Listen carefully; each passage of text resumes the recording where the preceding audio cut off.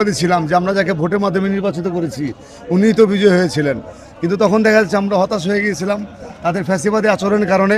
নির্বাচন সকাল মুহূর্তে যখন আমাদের প্রতিটি পোলিং এজেন্টগুলো বের করে দেওয়া হয়েছিল, অন্যায় অত্যাচার নিপীড়ন করে তারা গ্রেপ্তার করে আমাদের সমস্ত নেতাকর্মী যারা ছিল, ঢাকাবাসী যারা ছিল, যারা সমর্থন ছিল ইশতিয়াক হোসেনের ধানের শীষের পক্ষে যারা ছিলেন, তাদের প্রত্যেকে কেন্দ্র থেকে বের করে দেওয়া হয়েছিল। পরবর্তী সময়ে আমরা ওই ফ্যাসিবাদী অপশক্তির বিরুদ্ধে আমরা আন্দোলন সংগ্রাম করতে গিয়ে আমাদের বহু নেতাকর্মী, অসংখ্য নেতাকর্মী প্রাণ দিয়েছেন, কারাগারে গিয়েছেন। পরবর্তী সময় সাজাপ্রাপ্ত হয়েও তারা ওই ফ্যাসিবাদীর বিপক্ষে যে আন্দোলন থেমে থাকেনি।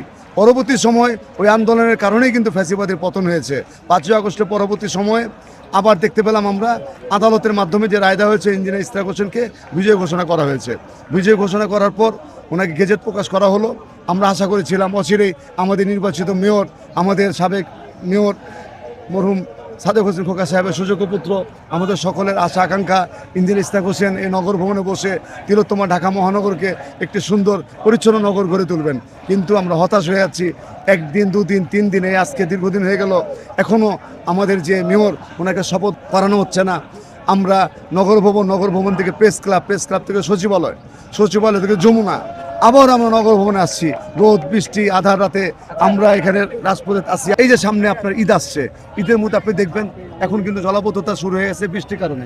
পরবর্তী দেখা যাবে গরু কাটার পর যে রক্তগুলা, সেই সব বর্জ্যগুলো পরিষ্কার করতে না পারলে ঢাকাবাসী আরও ভোগান্তিতে পড়বে। আমরা মনে করি, আমরা চাই আজকেই যেন ওনাকে শপথ করানো হয়, তাহলে নগরবাসী আমরা উপকৃত হব।